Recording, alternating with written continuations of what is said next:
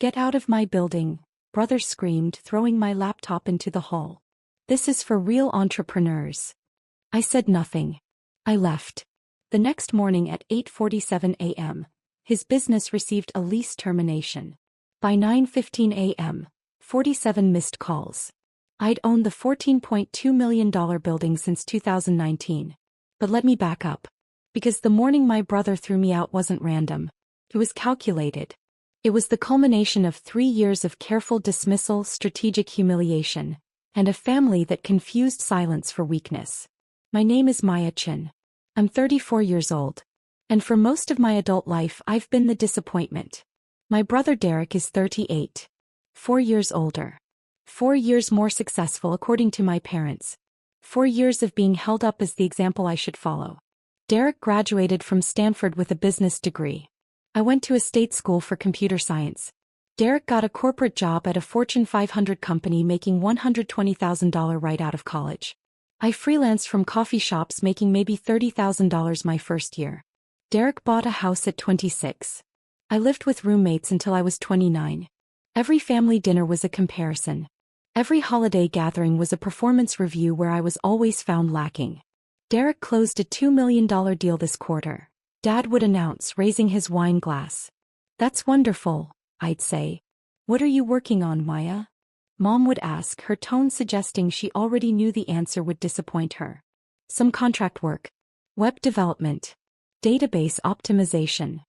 Still freelancing? The way she said it made it sound like a disease. Derek would lean back in his chair, smiling. Not gloating exactly. Just comfortable in his position as the favored child. The successful one. The one who made them proud. I learned to keep my head down. To stay quiet. To let them believe whatever they wanted to believe.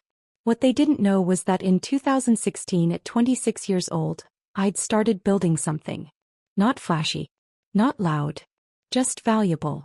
I'd been doing contract work for a fintech startup. They needed someone who could build secure database architectures for financial transactions. I charged them $85 per hour. They were happy to pay it. That startup got acquired for $340 million in 2017. My equity? $2.8 million.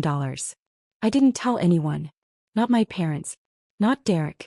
Not the friends who thought I was still scraping by on freelance gigs. I took that $2.8 million and I did what I do best. I built. I started a consulting firm. Small. Specialized. We handled database security and optimization for financial institutions. Banks. Investment firms. Companies that moved billions of dollars and needed their infrastructure to be bulletproof. By 2018, we had 12 employees and $4.2 million in annual revenue. By 2019, we had 30 employees and $11.8 million in revenue. That same year I bought a building in downtown Seattle. 6 stories. Mixed-use commercial. Office spaces on floors 2 through 6. Retail on the ground floor. Purchase price. $14.2 million. I bought it through an LLC. Chin Property Holdings. Not my name on the paperwork that tenants saw. Just a corporate entity. A management company that handled leases and maintenance. Derek's company Apex Marketing Solutions leased the entire 4th floor. 4,200 square feet. $8,400 per month. He'd moved his growing agency there in late 2019, 6 months after I purchased the building. He had no idea he was paying me rent. At family dinners the script never changed. Derek's agency landed Boeing as a client.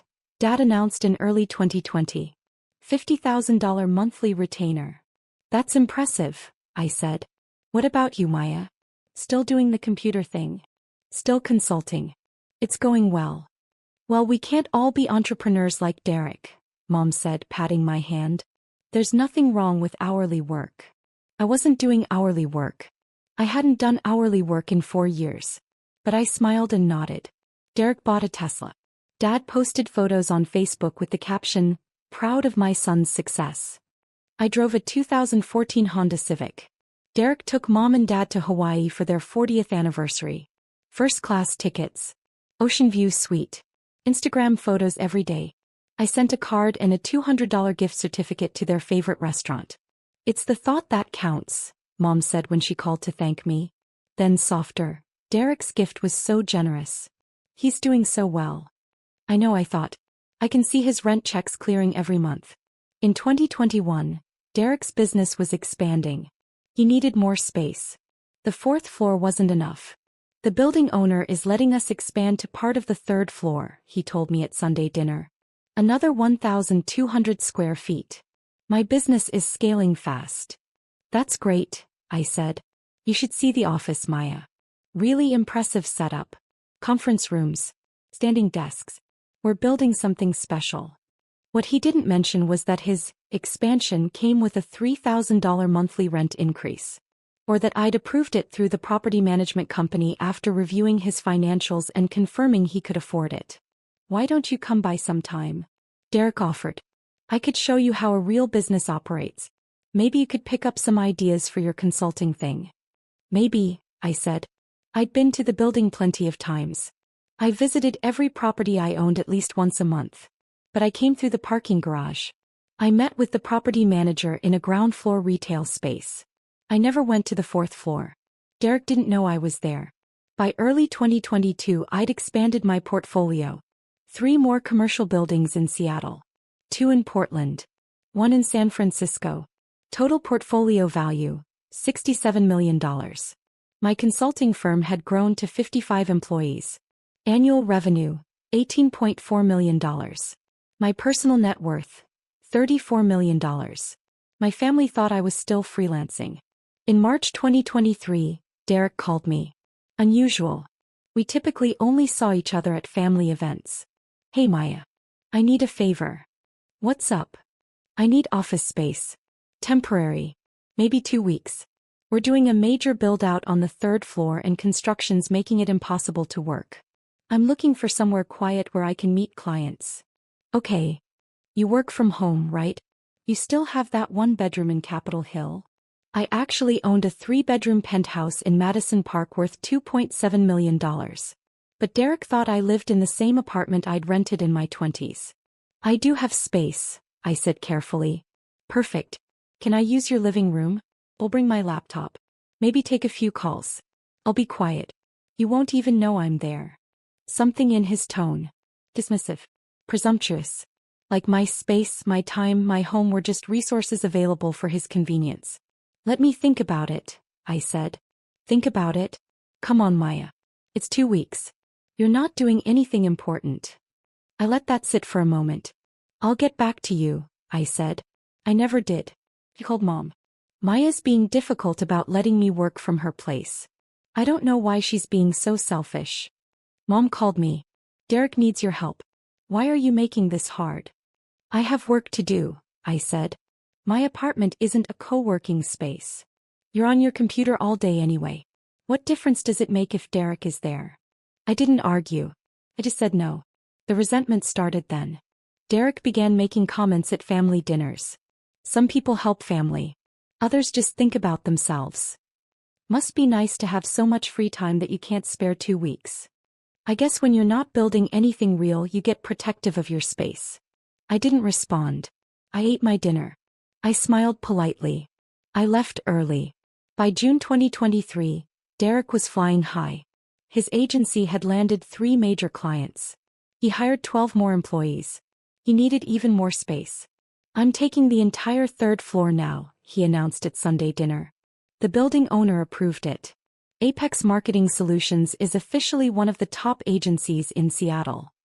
Total rent for his expanded space, $14,600 per month. That's a significant expense, Dad said, impressed. We're doing $3.2 million in annual revenue now, Derek said. We can handle it. This is what scaling looks like. He looked at me. You should really come see the office, Maya.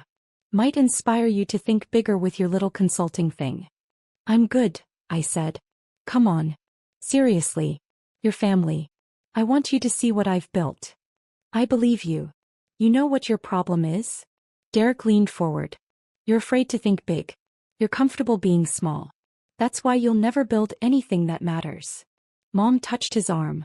Derek, that's not. No, she needs to hear this. I've been watching her coast for years. Freelancing. Taking the easy path. No ambition. No vision. He turned to me. When are you going to stop playing it safe and actually try to build something real? I took a sip of water. I'm working on it. For how many years now? Come by the office. Maybe it'll motivate you. Maybe, I said. I never went. On September 14, 2023, I had a meeting scheduled at the building. A potential tenant for retail space on the ground floor. A coffee shop chain looking to expand. The meeting was at 2 p.m. in the property manager's office. I arrived at 1:45. Parked in my designated spot in the garage. Reserved. Owner's parking. Unmarked except for the spot number. I took the elevator to the ground floor. The property manager, Kenji Watanabe, was waiting. Ms. Chen. The client is running 10 minutes late. Would you like to wait in my office or grab coffee? I'll look around. Check on the third floor build-out. Of course. I took the elevator to the fourth floor. Derek's floor. I wanted to see the space. Wanted to see what he'd built with my property. The elevator doors opened to a professional setup. Glass-walled conference rooms. Modern furniture. Standing desks. Motivational quotes on the walls about disruption and innovation. Impressive. I walked past the reception desk. The receptionist was on a call. She smiled and waved me through. I walked down the hall toward the conference rooms. That's when I heard Derek's voice. This building is perfect for us. I'm thinking about expanding to the 5th floor next year. Really establish Apex as the dominant presence here. I paused outside the conference room. Through the glass wall I could see Derek with 3 people. Clients probably. He was giving them a tour. You own the building, one of them asked. Derek laughed. I don't own it. But I've been here so long I basically run the place. The owner is some investment company that doesn't care as long as the rent checks clear. I've got complete autonomy. I stepped back. Out of sight. That's the advantage of finding these corporate-owned buildings, Derek continued. No individual owner breathing down your neck. Just anonymous entities cashing checks. It's perfect for scaling a business. I stood in that hallway for 30 seconds. Processing. Then I walked back to the elevator. 2 weeks later, on September 28, 2023, everything changed. I had a meeting with my CFO and my head of operations. We were reviewing Q3 numbers for my consulting firm. Strong quarter. $5.1 million in revenue. Margins improving. Team growing. I suggested we meet at a coffee shop near the building. Close enough that I could check on a maintenance issue after our meeting. We met at 10 a.m. By 11:30 we'd finished our review. Want to see something interesting? I asked my CFO Jennifer Park. Always. Follow me. We walked 2 blocks to my building. Entered through the front. Took the elevator to the 4th floor. Derek's floor. The receptionist recognized me from my previous visit. Can I help you? I'm looking for Derek Chen. I'm his sister. Oh. He mentioned you. Go on back. Conference room B. We walked past the desks. Past the employees working on campaigns and strategies. I knocked on the conference room door. Derek looked up. Saw me. His expression shifted from concentration to annoyance. He stood and came to the door. Maya? What are you doing here? I wanted to see your office. You've been inviting me for months. He looked at Jennifer. Who's this? Jennifer Park. My CFO. Your CFO? He laughed. For what, your freelance consulting? Something like that. Derek stepped into the hall, closing the conference room door behind him. Look, I'm in the middle of something important. This isn't a good time. I'll just look around quickly. Maya, no. This is a professional workspace. I can't have people just wandering around. We have client confidentiality issues. Security protocols. I'm your sister. And this is my business. You can't just show up unannounced. Jennifer shifted beside me. She'd met Derek once at a family event. She knew the dynamic. We'll go, I said. Sorry to interrupt. Yeah. Derek ran his hand through his hair. Look, maybe call next time. I can schedule something. Give you a proper tour when we're not busy. We walked back to the elevator. In the lobby, Jennifer turned to me. That was uncomfortable. It's fine. Maya, that's your building. I know. He just kicked you out of your own property. I know. What are you going to do? I thought about it. About 3 years of rent checks. About Derek's dismissive tone. About being called a freelancer in my own building. Nothing yet, I said. I'm just watching. On October 12, 2023, I got a call from Kenji, my property manager. Miss Chen, we have a situation. What's wrong? Derek Chen's company is requesting significant modifications to their space. They want to remove a load-bearing wall to create a larger open office concept. Did they submit the proper modification request forms? They did.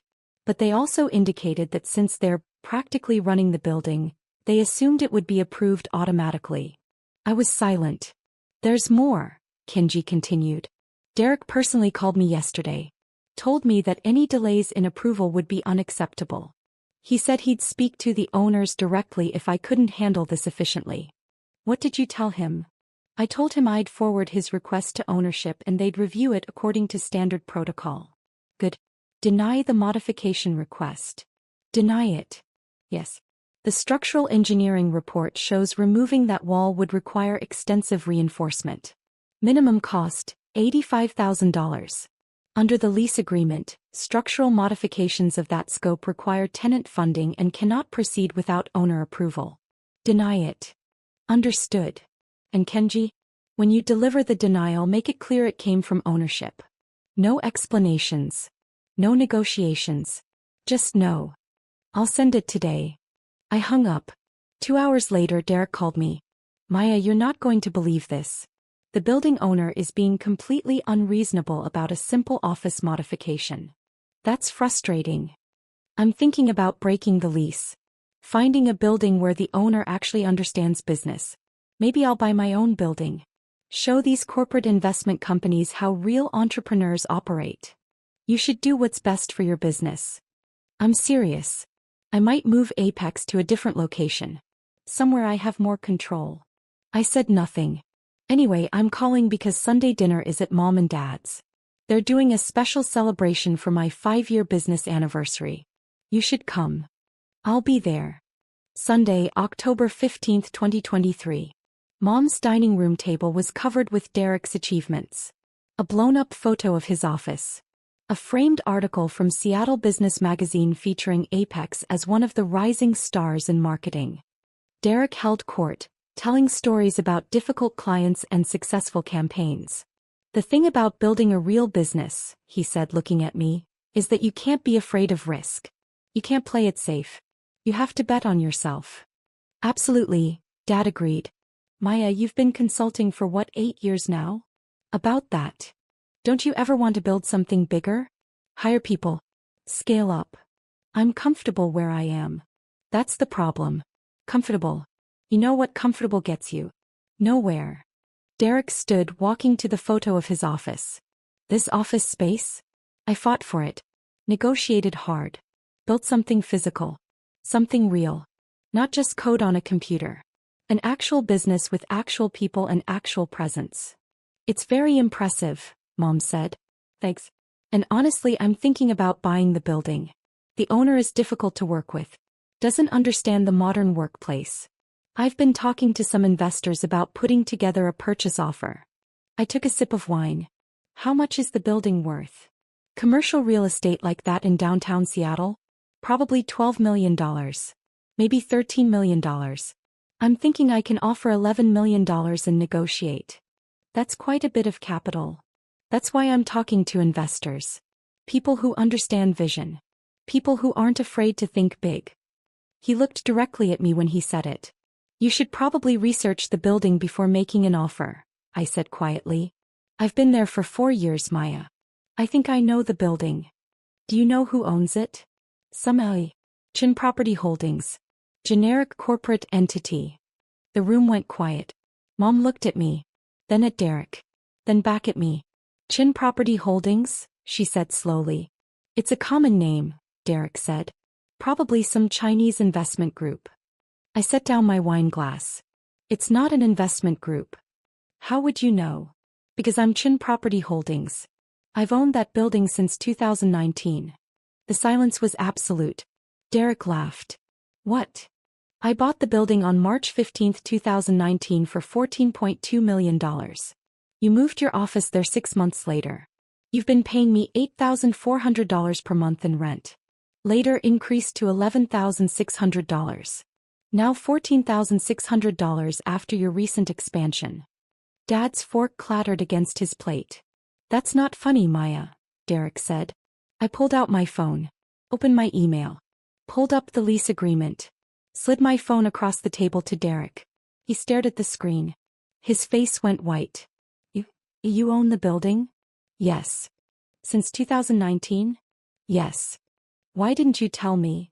You never asked. You called it some investment company that doesn't care as long as the rent check's clear. You said you basically run the place. I wanted to see how long you'd keep saying that while paying me rent. Mom stood. Maya, is this true? I pulled up my banking app. Showed her the account. Chin Property Holdings LC. Current balance, $2.4 million. Property management expenses. Rent deposits. Including Derek's rent checks. Oh my God, Mom whispered. Derek was reading through the lease agreement on my phone. This signature.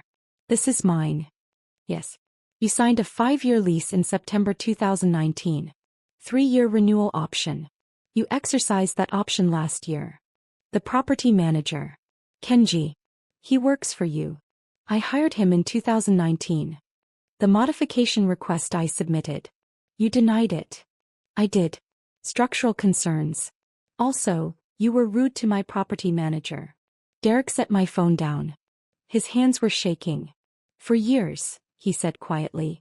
4 years I've been telling everyone how I built my business. How I chose the perfect office space. How I negotiated a great lease. You did negotiate a great lease, I said. Fair market rate. Good terms. I was happy to rent to you. Why didn't you tell me? Because you were so proud of what you'd built. I didn't want to take that away from you. That was a lie. The real reason was that I wanted to watch. Wanted to see how long he'd dismiss me as a failed freelancer while writing rent checks to my company. Wanted to see how much confidence he'd build on a foundation I owned. This is insane, Derek said. This is business, I replied. Derek stood.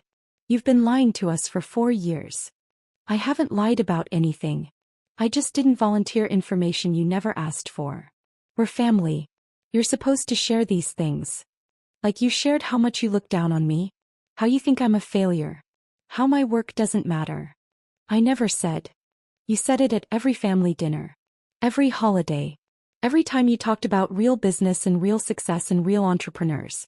You made it very clear what you think of me. Mom sat back down. Maya, honey, we didn't know. You didn't know because you didn't ask. You assumed. You saw a Honda Civic and hourly consulting and a quiet life, and you decided that meant failure. So what else haven't you told us? Dad asked. I pulled out my phone again. Showed him my investment portfolio. 6 commercial properties. Total value, $67 million. Showed him my consulting firm's website. 55 employees. Client list including 3 major banks and 2 Fortune 500 companies. Showed him my personal banking summary. Net worth, $34 million. Dad stared at the numbers. $34 million? Give or take. How? I built something. I took risks. I scaled up. I did everything Derek says I should do. I just didn't announce it at Sunday dinner. Derek was pacing now. This is unbelievable. You let me look like an idiot. You did that yourself. I just provided the office space. I've been bragging about that office for 4 years. I know. I heard every story. Every detail about your perfect space and your difficult landlord and how you basically run the building. This is humiliating. Now you know how it feels. The words hung in the air. Mom looked at me. Maya, that's not fair. Isn't it? How many times did you compare me to Derek? How many times did you suggest I wasn't ambitious enough? Successful enough? How many times did you treat my work like a hobby? We were trying to motivate you. You were trying to make me feel small. And I let you. Because I wanted to see what you'd do. How far you'd go. How much you'd dismiss me before you thought to ask what I was actually building. Dad cleared his throat. If you'd just told us. If you'd just asked. If you'd shown even the slightest interest in my work beyond whether it measured up to Derek's. But you didn't. You decided who I was and what I was worth.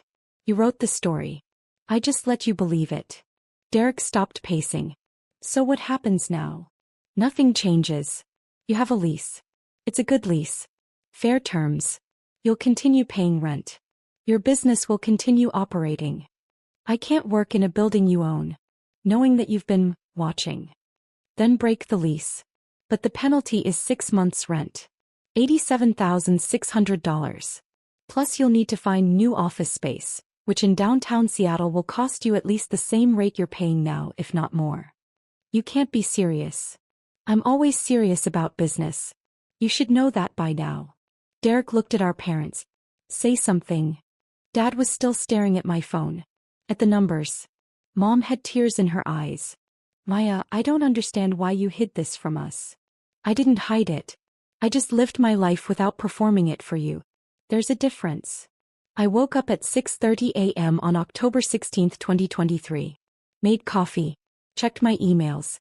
At 7:15 a.m. I received a message from Jennifer, my CFO. Heard about last night. You okay? I replied, fine. Family drama. Nothing I can't handle. At 8 a.m. I got a text from Derek. We need to talk. This can't be how we leave things. I didn't respond. At 8:47 a.m. my property manager Kenji called. Ms. Chen, Derek Chen's company just submitted a lease termination request. When? This morning. He wants to end the lease immediately. He's citing, Kenji paused.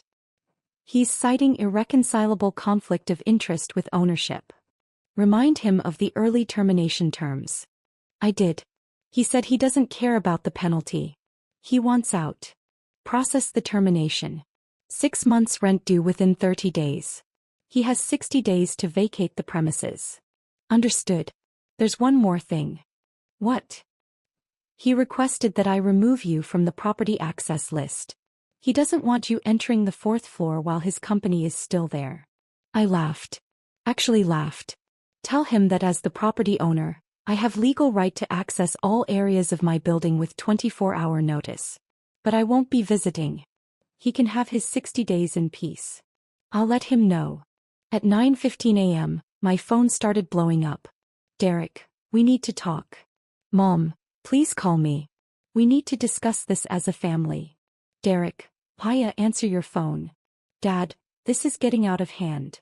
Derek, I'm serious. Pick up. Mom, your brother is very upset. Derek, fine. Be that way. I turned my phone on silent and went for a run. By noon, Derek had called me 47 times. I called him back at 12:30 p.m. Maya, finally. We need to fix this. There's nothing to fix. You submitted a lease termination. Kenji is processing it. You'll receive the final terms in writing by end of day. I don't want to end the lease. I want to talk about this. You literally told my property manager you want out due to irreconcilable conflict of interest. I was angry. You blindsided me. I stated facts at a family dinner. You're the one who made it about business. How am I supposed to run my company knowing my sister owns the building? Knowing she's been watching me for 4 years. The same way you've been running it. Nothing has changed except your knowledge of it. Everything has changed. I was quiet for a moment. Then, Derek, do you remember what you said to me in March? When you asked to use my apartment for 2 weeks. What?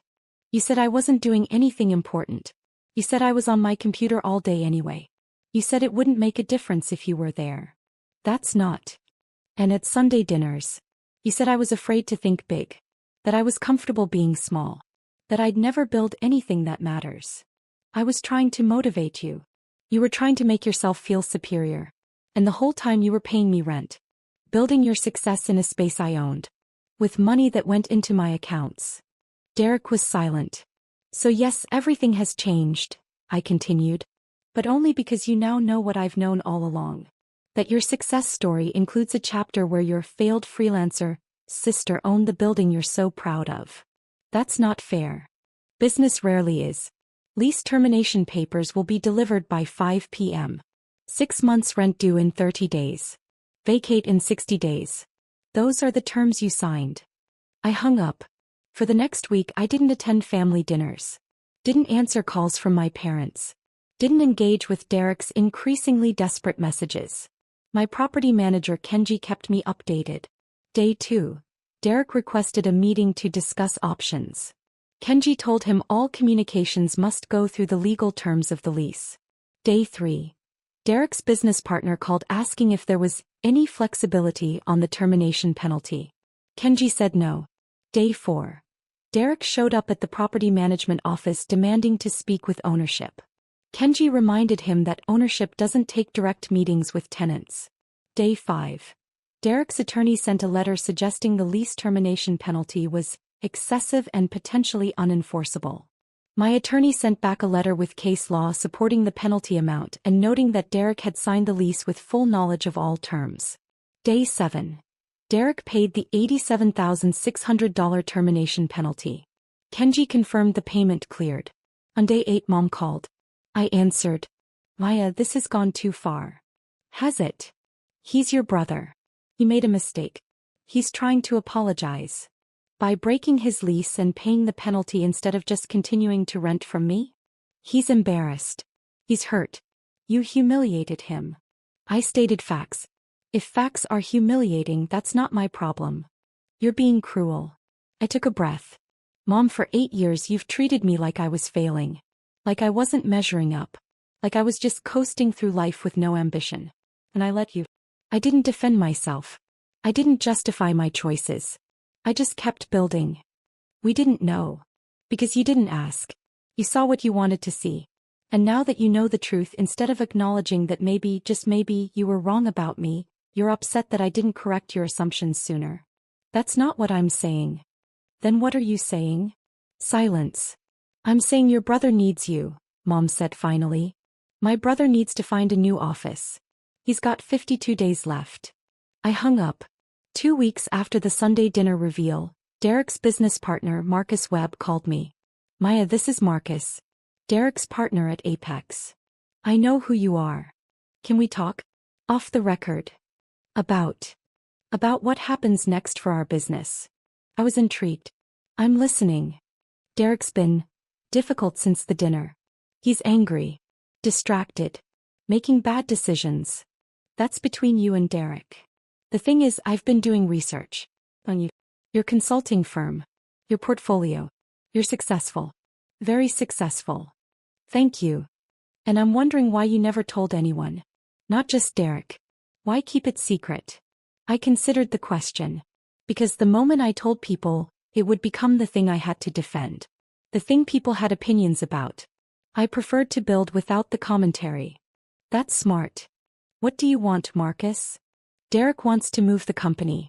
Find new office space. Start fresh somewhere that doesn't remind him of this situation. Okay. But moving is expensive. New security deposits. Moving cost. Build out on a new space. We're looking at $150,000 to $200,000 in transition costs. That's standard for commercial moves.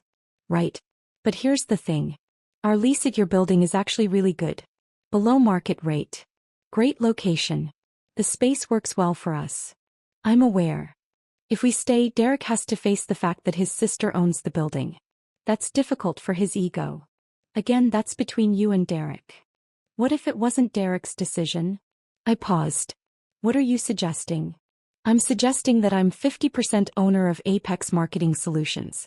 Derek can't move the company without my agreement. And I don't want to waste $200,000 and 3 months of productivity moving when we have a perfectly good space. So don't move. I need Derek to accept that. Which means I need you to tell me. If we withdraw the lease termination and continue as tenants, will you be a professional landlord? No drama. No family complications. Just business. I've always been a professional landlord. Your rent has been fair. Maintenance has been prompt. I approved your expansion requests when they made sense.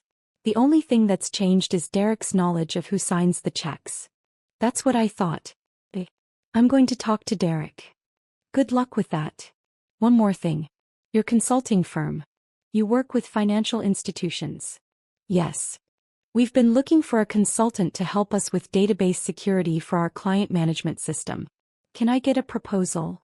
I smiled. Email my business address. We'll set up a meeting. 3 days later, Derek called me. Marcus told me you talked. He called me. He wants to stay in the building. Withdraw the lease termination. That's his right as 50% owner of your company. You put him up to this. I did nothing. He made a business decision. Derek was quiet. Then, if we stay, I need to know you're not going to, I don't know, use this against me. Use what against you? The fact that you own the building. That I pay you rent. That you've been in control this whole time. Derek, I've never not been in control. The building is mine. The lease is between your company and my LLC. That's how it's always been. The only thing that's changed is your awareness of it. It feels different. That's your issue to work through. Not mine. Can you at least understand why this is hard for me? Yes. You built your self-image on being more successful than me. On being the entrepreneur while I was the freelancer. On having the answers while I was figuring it out. And now you know that the whole time I was doing just fine. Better than fine. I was your landlord. Jesus, Maya. The lease termination penalty has been paid. If you want to stay, Marcus needs to submit a withdrawal of termination request within the next 48 hours. Otherwise, you're out in 50 days and the penalty stands. And you're okay with us staying? I'm a landlord. You're tenants. As long as you pay rent and follow the lease terms, I don't care who you are. But I'm your brother. Which is why I've been an exceptionally fair landlord. Below market rate. Prompt maintenance. Reasonable expansion approvals.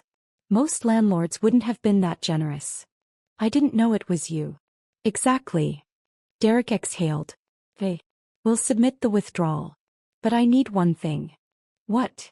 Sunday dinners. We skip the next few. Give me time to adjust. Fine by me. And Maya? Yeah. I'm sorry. For the things I said. For the assumptions I made. For treating your work like it didn't matter. Okay. That's it? Just okay. What do you want me to say, Derek? That it's fine? It's not fine. You spent years making me feel small. That doesn't go away because you apologized once. I know. But I accept your apology. And I'm willing to move forward professionally. You're a good tenant. Pay your rent. Follow the lease. We'll be fine. What about as siblings? That's going to take more than one conversation. It's now April 2024. Spring in Seattle. Cherry blossoms and rain and tech companies raising their Series B rounds. Derek's company is still on the 4th floor of my building. Rent paid on time every month. No incidents. No drama. Marcus Webb's company became one of my consulting firm's clients. We rebuilt their database security infrastructure. They paid $180,000 for the project. Professional relationship. No family complications. I attended my first Sunday dinner in February 2024. Awkward at first. Derek and I circled each other carefully. Polite. Professional. Like colleagues more than siblings. Mom asked about my business. Actual questions. About clients and growth and challenges. Not comparisons. Not dismissals. Actual interest. Dad asked if I'd consider speaking to his investment club about commercial real estate. I declined. But I appreciated that he asked. Derek's business is doing well. They landed a major contract with a regional healthcare system. He told the story at dinner without the usual bravado. Just facts. Just updates. The 4th floor space is working out well, he said, looking at me. Good location. Fair terms. Glad to hear it, I said. Later, as I was leaving, Derek walked me to my car. I've been thinking, he said. About the things I said. Over the years. About your work. Your choices. Your success. Okay. I was wrong. Obviously. But it was more than that. I think I needed you to be less successful. Made me feel better about my own achievements. Like I was the only one who figured it out. That's honest. I'm trying to be better. More aware. Less of an asshole. It's a process. Yeah. He paused. Your consulting firm. You're doing well. Very well. Good. That's good. He meant it. I'm proud of you, Maya. I should have said that years ago. Thanks. And the building. I know I made it weird. But it's actually helpful. Knowing the landlord actually cares about the property. About the tenants. Most building owners don't give a shit. I'm invested in my properties. Literally. He laughed. Right. Well, Thanks for not being a terrible landlord. Thanks for not being a terrible tenant. We stood there in the parking garage. Brother and sister. Landlord and tenant. Two people who'd spent years misunderstanding each other finally starting to see clearly. See you next Sunday? Derek asked. Maybe. If I'm not busy. With your freelance consulting? He smiled when he said it. An actual joke. Not a dismissal. Something like that. I drove home to my Madison Park penthouse. 3 bedrooms. City views. A space I'd bought with money I'd earned building something that mattered. My phone buzzed. A text from Jennifer, my CFO. Q1 numbers are in. $6.2 million revenue. Best quarter yet. I smiled. Another text. From Kenji, my property manager. Rent deposits cleared for all properties. Portland building has a new tenant for ground floor retail. Details tomorrow. I pulled into my parking garage. Reserved spot. Owner's parking. Inside my apartment, I opened my laptop. Checked emails. A potential client in San Francisco wanted a proposal for database security consulting. A commercial broker had sent listings for 2 buildings in Austin I might be interested in purchasing. I made notes. Drafted responses. Plan my week. My phone buzzed again. Mom, thank you for coming to dinner. It meant a lot to Dad and me. I typed back, you're welcome. See you soon. I closed my laptop. Poured a glass of wine. Looked out at the Seattle skyline. For years I'd been quiet. Building without announcing. Succeeding without performing. My family had mistaken that silence for failure. Had confused my strategy with weakness. Had decided what my life meant without ever asking what I was actually building. And I'd let them. Not because I was afraid. Not because I was ashamed. But because I wanted to see how it played out. Wanted to see how long it would take for them to notice. Wanted to see what they'd do when they finally knew the truth. The answer, they'd apologized. They'd adjusted. They'd started to see me as I actually was. Was it worth it? The years of dismissal. The comments. The comparisons. Maybe. Maybe not. But I'd learned something valuable. Success doesn't require an audience. Achievement doesn't need validation from people who weren't watching in the first place. I built my business. Bought my properties. Created my wealth. And I did it all while my family thought I was just a freelancer in a 1-bedroom apartment. The revelation didn't change what I'd built. It only changed what they knew about it. And honestly, that was enough. My phone buzzed one more time. Derek, I told Marcus we should offer you equity in Apex if you ever want to advise us. You know, since you clearly know what you're doing. I smiled. Typed back, I'll think about it. But I'd need to see your financials first. Due diligence. Derek, of course. You're not a landlord. You're a businesswoman. Me, I'm both. And a sister. And a lot of other things you're still figuring out. Derek, fair enough. See you at work tomorrow. I mean at my office. In your building. This is still weird. Me, you'll get used to it. I set my phone down. Finished my wine. Looked out at my city. Somewhere in downtown Seattle, in a building I owned, my brother was probably still processing everything. Still adjusting to the reality that his failed freelancer sister was actually his landlord. His successful businesswoman sister. His equal. Maybe even his superior. But I didn't need him to acknowledge that. Didn't need the validation. Didn't need the apology, though it was nice to receive. I'd already won. I'd won the moment I stopped needing them to see me clearly in order to see myself clearly. I'd won the moment I decided to build my success quietly, strategically, without waiting for permission or approval. I'd won the moment I signed the papers on a $14.2 million building and became my brother's landlord without him ever knowing. The reveal was just the epilogue. The story was already written. And I wrote every word of it myself.